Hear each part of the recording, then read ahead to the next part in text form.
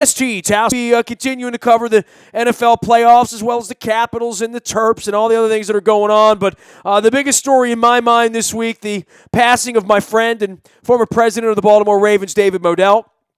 We've gone a lot of places. We're going to continue, I'm sure, all month at the Super Bowl. I'll run into another dozen people that I want to talk to about David. And I think one of the reasons I'm talking so much about David is, well, he was that freaking important. And if time didn't do him justice and diminished his good deeds, it is incumbent upon us as the storytellers and the true historians who are here to tell the story of David Modell, because I think Art was incredibly praised and, rightfully so for his role in the league. But when it comes to the Baltimore Ravens and what they are, I would tell you David did more than Art did. And got a guy here that I've known since before the Ravens came to town. And I think when we met, and I did find an old tape from 1992 of John Zeman's first ever visit to me when the Baltimore Colts marching band was still going off to Buffalo and Cleveland and Pittsburgh and other places and playing once a year and waiting for a team to come back. John Zeman now joins me here.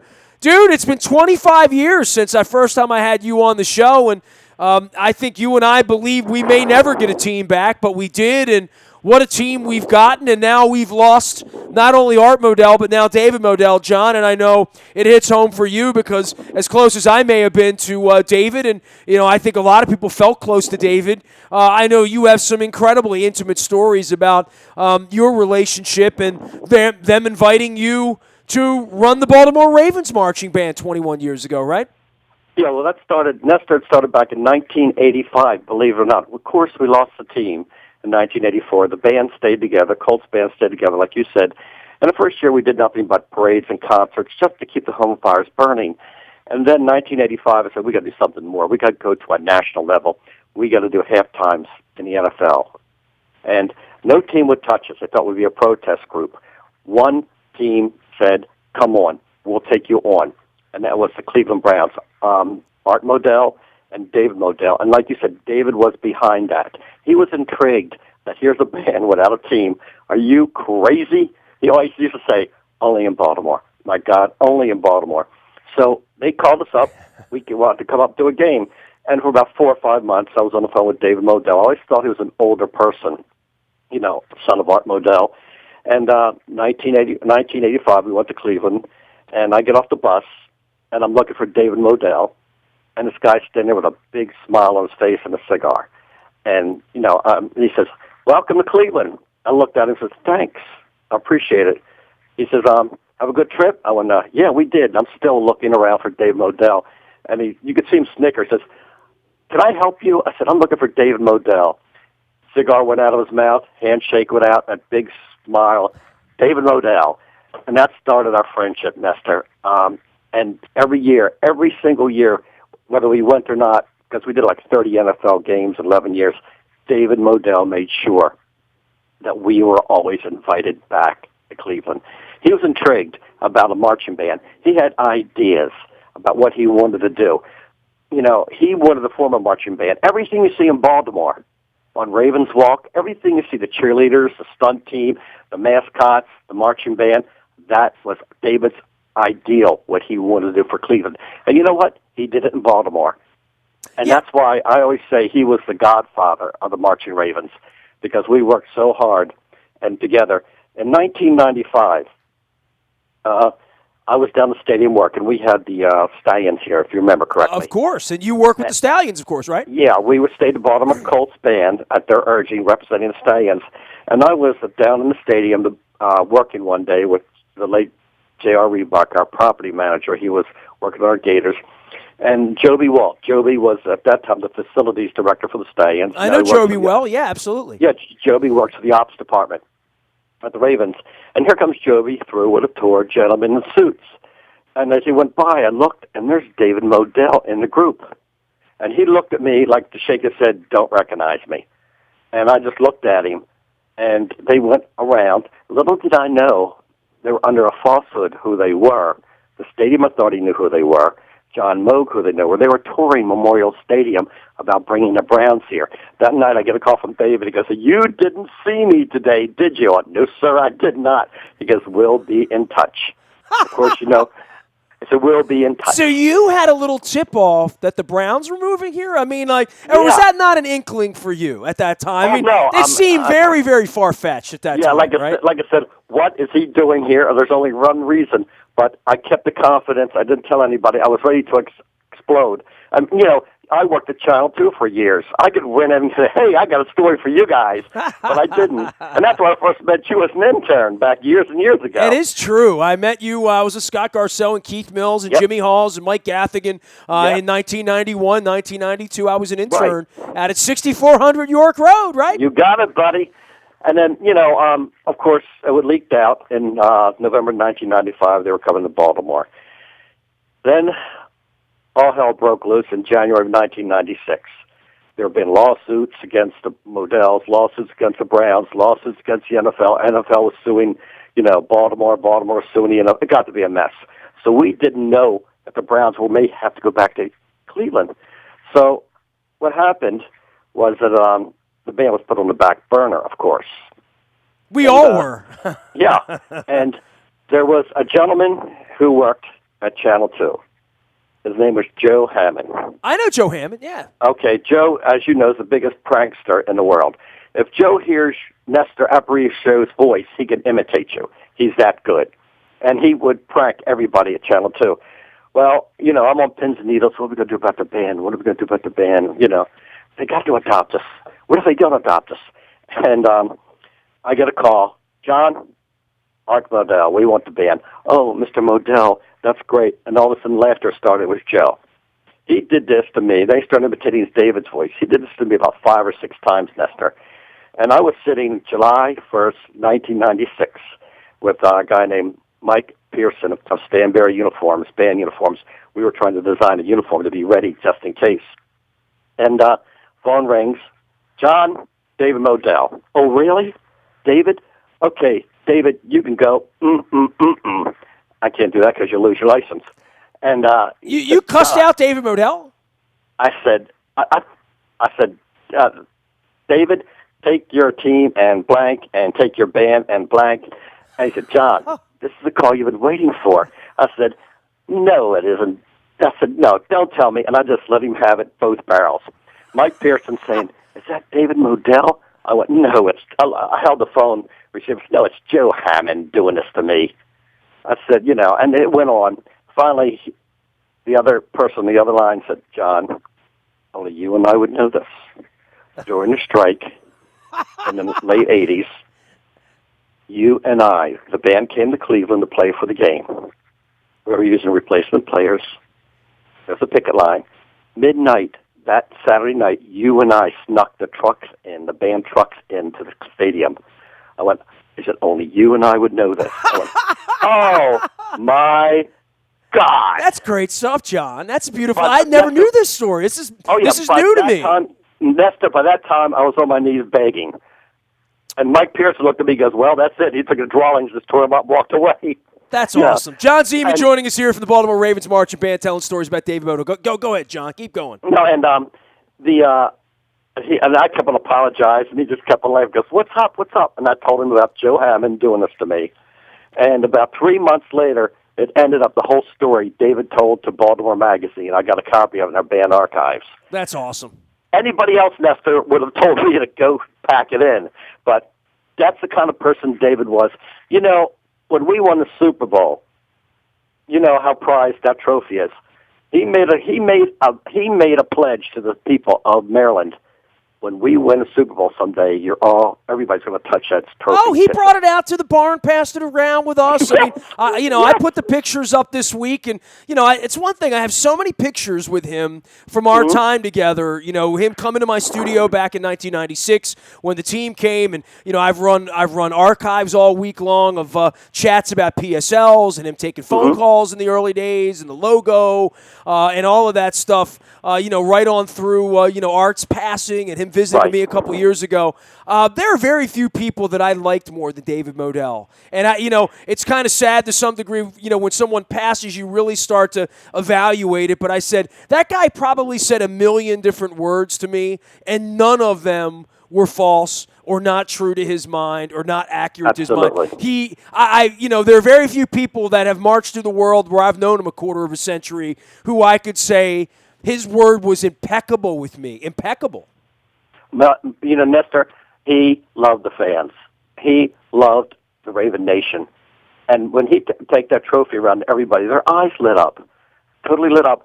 One of the gentlemen who works at the Ravens, we were talking last week, and he said he was down the stadium working, and David came out with the trophy. He had it in this, he always had a duffel bag. He was going to a personal parent. Absolutely. And some kids were like on their bicycles riding around a parking lot. He called them over and said, "You want to see the Super Bowl trophy when you hold it?" He let these kids, and from what I understand, their faces lit up. Well, I can only imagine, when you pull that thing out, for me all these years and with the band, and why do you still do this, John? I mean, how many years now? How many years? 55 in April. 55 in April. All right. You weren't even born. I know. I'm 48. I saw the movie, John. Oh, yeah. But, for you, why, all these years, I think you still have as much energy for it as you've ever had for anything. And I know Steve Bisciotti has been, just as adamant about your band as David Modell was. Absolutely. There's something I like to say to the fans. Being an old man, being around, I hit 70 this year. And I won't tell anyone, John, just between you and me. But, I was under the tirade of Bob Irsay. And like I said, I saw a lot of things up close. And, we can go on all day about him moving the team, and we all know why. But we are blessed, and I mean it to tell the people out there, we are blessed with Art Modell's ownership and Steve Bisciotti's ownership. And Nestor, the band's my third child, and I would tell you and the fans out there, if we weren't being treated right, they treat us wonderful.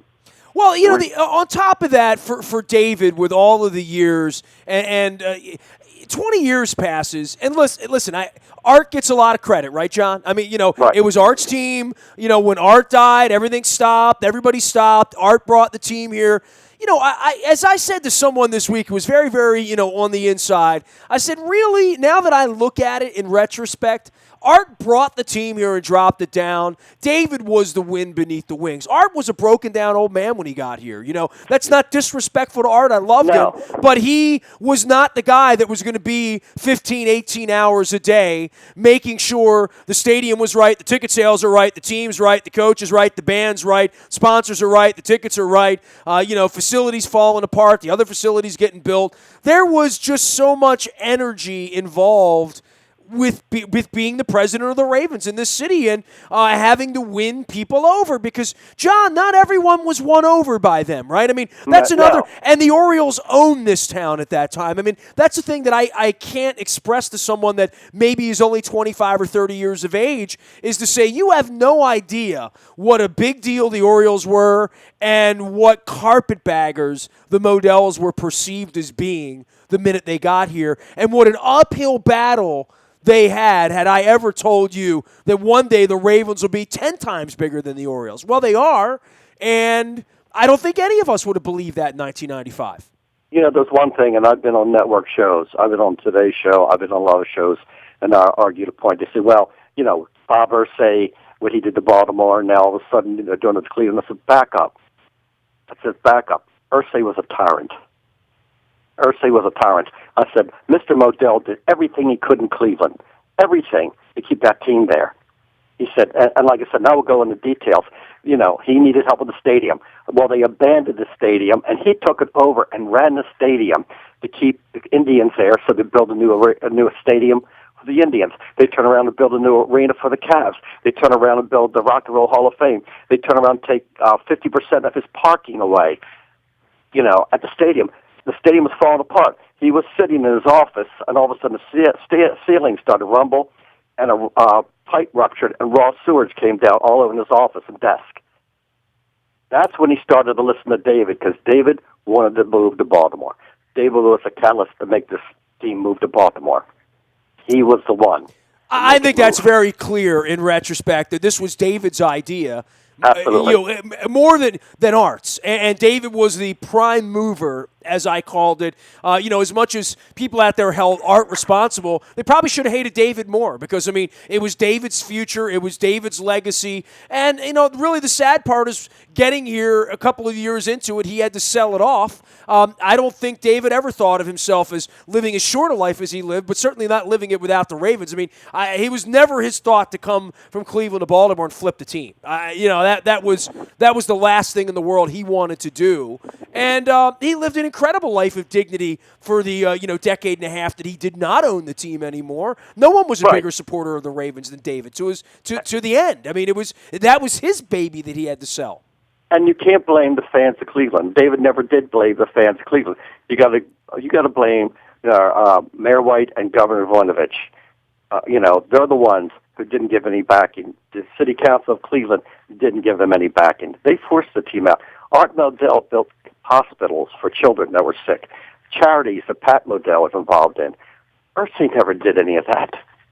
We were so lucky to get him as an owner, Nestor. And the legacy here is not just your band, John, but, I say to people, don't be a jerk. That was David Modell. Purple, that was David Modell. You've talked about Ravens Walk and all of that stuff. The whole stadium, And, look, David and I would go nose to nose about safe management and about, that there should have been a roof on the stadium so that we could get Final Fours and Super Bowls here, which I would have, loved for us to have been that kind of place. And I remember arguing all that stuff 20 years ago. And, now that he's gone, and when you look at the body of work of what the Ravens were, which was the Browns with purple helmets in 1996, and what they've become now, so many of the good things that came from them, that was really laid by David. I can't find anybody in this town who came across David that has negative things to say about him. And I don't think he was really ever praised, right? Art was always praised. David never had a day. David never was praised for what he did, and I think that's unfortunate. And I'm here to make sure that his legacy doesn't go unnoticed or unrewarded. Didn't do everything, but he did a lot of it. Nestor, you hit it right on the head. He stepped back and let Art take a spotlight, not because he had to. He wanted to. We were planning one day in his office about the band. And he says, well, let's have a big drum line. Well, I said, flags. We're going back and forth like two little kids playing with toys. And all of a sudden, we felt somebody watching us. And we turned around and looked. There's Art Modell with his arms folded, just shaking his head, laughing. It says, kids, and walked away. And as he walked away, that's with my money. Hey, though, but David did have a flair for what the show was, too. And Art was in show business. Art loved marching bands. Art loved those college football doubleheaders. Art tried to put concerts into the Cleveland Stadium. Art loved show business. He really did. And you fell right in line with what was show business for him, right? And also, you got to realize, Mrs. Modell was a Hollywood star. Absolutely. She was on television, movies. I used to see her once in a while when they would have repeats. She was on, she did 2 or 3 Twilight Zones. Yep, and she did General Hospital. Yep. And I said to Mrs. Modell, I saw you last night on the Twilight Zone. And I would go, yippee, Pat, we got the $1.50 residual check coming in. And she would hit him, and start laughing. She would elbow him, I'm sure, absolutely. Yeah, you've seen that a few times, And he'd just sit there and laugh. But, the one thing that, with David, and he said, we're going to build this. We're going to build this for the fans. And he said, there's one thing, he said, John, I always want to tell you. He said, the most important thing, you know what the most important thing is in a franchise? I said, the players. He says, the fans. He says, they are our body. They are our heart. They are our brain. They are our life. Without the fans, we don't exist. And we got to make it comfortable. We want to make it enjoyable for them at the game. Even if we lose, I say, hey, the cheerleaders look great. The band did a great show. At least they got something out of it. He says, we got to stick by our fans. They're the most important people in the world. Your band's now hip now, right? You're playing like Bruno Mars and Journey. Yeah.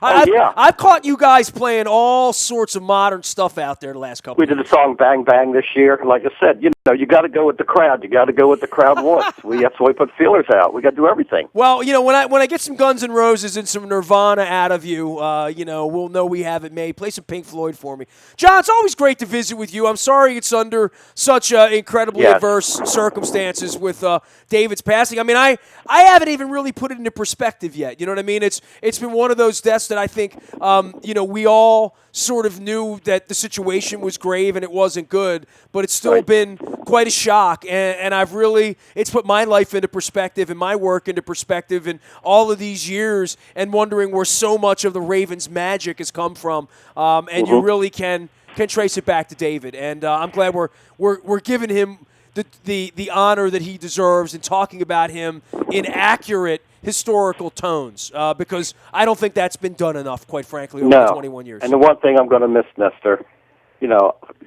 January, February, and March, we have our recruitment drive going. And he'd call me up like every 2 weeks, hey, how's it going? What do you need? What do we got? Like he's still, in charge. And I go down the statistics of what we have. We need some track trombones. We need some sousaphones, maybe some drummers. He said, we got to get these guys. And every 2 or 3 weeks this year, I'm really going to miss those phone calls.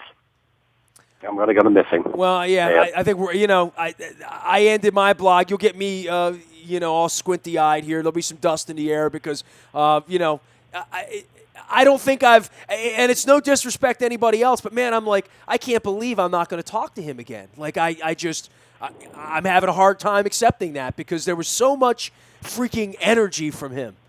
Yes. And he was so wonderfully profane. Oh yeah. What did he call the trophy? Silver Betty. Silver Betty, absolutely. Silver Betty. And he walk up to somebody with that trophy, and you'd be standing there, and he's lunge at you, goes, kiss it. I put purple icing on it from a cake out at the barn. Really? He's like, don't take it off. Leave it on there. It's part of the imprint. That's what he said. He said the people of Maryland, they own this trophy, and they should touch it. You know what? I got to find the night that he brought the trophy out with Brian. I will present that when I find it as part of our best of when I take some vacation. Oh, John, love wonderful. you, appreciate you, man. We'll see you soon, okay?